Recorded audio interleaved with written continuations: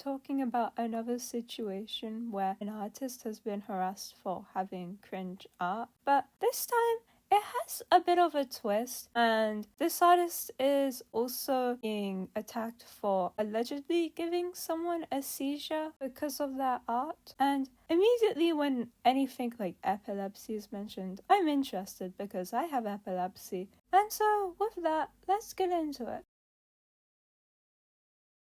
So, Boyfish is a 14-year-old animator who's most popular on TikTok for their very unique animation style and art style in general. Their art style consists of very bright colors, and their animation style is very flowy with a lot of movement in all parts of the character. Emphasis on all parts of the character because that's important to this explanation. From my knowledge, this artist hasn't done anything problematic whatsoever, and yeah, TikTok has still found a reason to hate on this person. So Boyfish gets a lot of hate for having a quote Guna art style. Keep in mind, this person is 14 and they get the accusation of having a Guna art style because their animations are very flowy. That includes all parts of the body, including the character's chest. And because the character is depicting a more larger person, larger people generally have larger chests, so it's going to move more. And I see everyone point out the fact that the chest is moving a lot in the animation.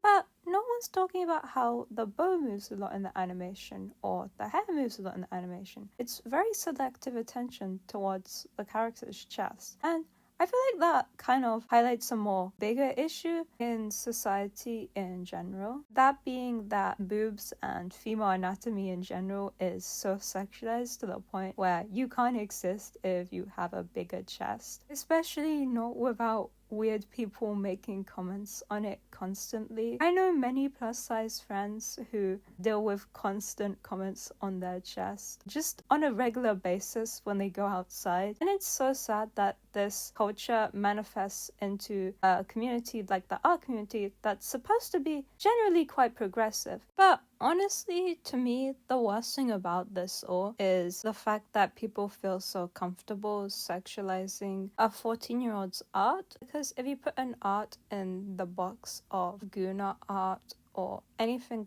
like similar to that, that does count as sexualizing the art because you're assigning a label and saying this is sexual, which is extremely weird to do when it's a 14-year-old. It's also extremely dangerous to label a minor's art as sexual and then proceed to harass them for it because it makes them more vulnerable to predators, because if predators see that a vulnerable person is being harassed, then it kind of gives them a perfect opening point to insert themselves into that vulnerable person's life and potentially take advantage of the fact that they're vulnerable. Which is why I've always been against the people who shame minors for drawing not safe for work or suggestive art. And if a minor is genuinely endangering themselves by drawing not safe for work publicly, then they should be talked to in private. They should never be harassed or shamed for doing that, because a lot of children who are drawing not safe for work at such a young age are usually victims of sexual abuse, or they've been exposed to porn at a very young age, and they shouldn't be blamed for that. That's not their fault. Now, on to the next issue that I have with this whole situation.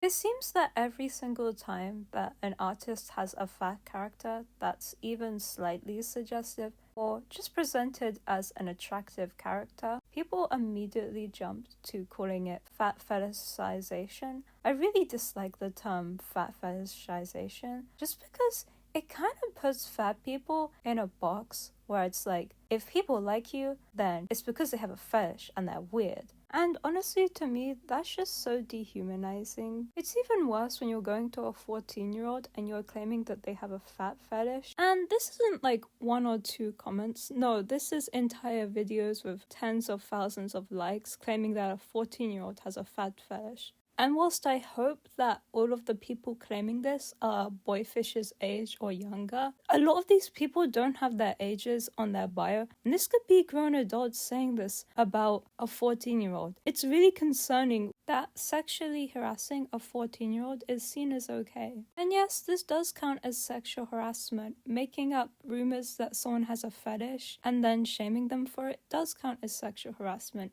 Unfortunately, a lot of people do not realize that this comes under sexual harassment because prying into popular people's sexual life has been so normalized. And I think it's partly because once you get to a certain amount of popularity, people will no longer see you on the same level as they would see another person. And it honestly sucks because this inability to see popular people on the same level as you results in them being mistreated, having personal information leaked about them, and people making extremely weird speculations on them. And it's the exact thing that Boyfish is going through. Anyways, to end this segment, I want to say, please see popular artists as humans and do not speculate on what they're into, especially if they're 14, but it's weird in general if you do it to anyone, even adults.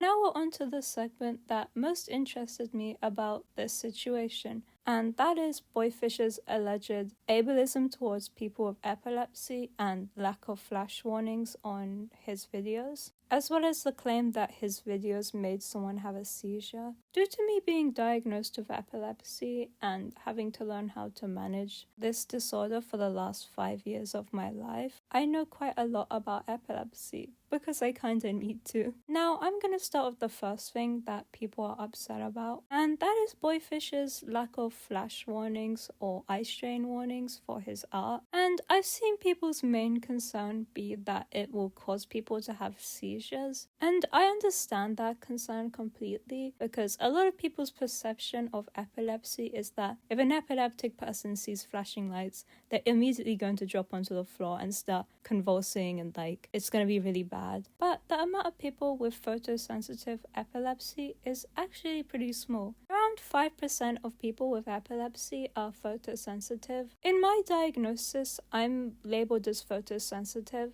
and so when I see flashing lights and bright colors, it does affect me. I usually get hit with a sense of fear, and I uncontrollably space out and become unaware of my surroundings. This is most commonly referred to as an absence seizure, and is usually completely harmless. Now, of course, a lot of people with photosensitive epilepsy have more extreme reactions to flashing lights. But the thing is, these people who are more sensitive to flashing lights usually have precautions put in place to ensure that they will not be triggered by anything on their phone. They usually do this by making sure their phone's on low brightness and watching videos in a well-lit room instead of the dark. Now, you may be wondering, why am I saying this? Am I against putting flash warnings on videos? No, I do think Boyfish should put flash warnings on their videos, but I don't think it necessarily makes them ableist or it's their fault if people have seizures from their videos, because people with epilepsy can be triggered by anything, which moves on to their next claim, and this is that someone allegedly had a seizure due to Boyfish's video, and there's multiple videos with tens of thousands of likes talking about this, and these videos are extremely vague. They don't really elaborate on what type of seizure this person had. I had to dig to find it, and allegedly it was a focal seizure.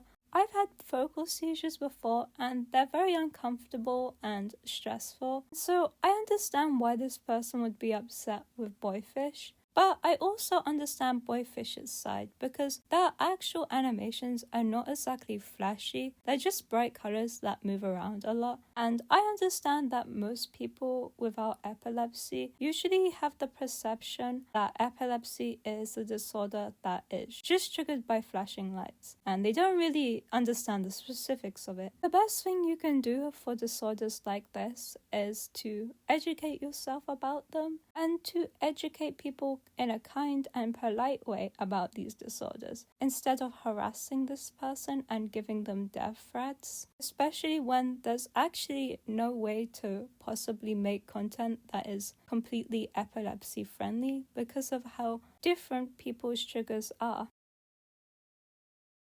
A lot of people don't realize that this stereotype of epileptic people always being triggered by flashing lights actually makes oppression and ableism towards us worse. I've been treated like a liability so many times because of my epilepsy, because people have this singular viewpoint of epilepsy. This person has epilepsy, they're triggered by flashing lights. I don't want to be around them if they have a seizure. Flashing lights are everywhere. I can't possibly protect them from all of the flashing lights in the world, and so on. It's these viewpoints that make us get babied by society and not taken seriously. If you're watching this video and you want to know more about epilepsy, which I would really appreciate it if people did want to know more, then I have a video where I talk about my experience with epilepsy, and I'd appreciate it if you looked at it. But yeah, to conclude the Boyfish situation, I think it's absolutely disgusting how people jumped to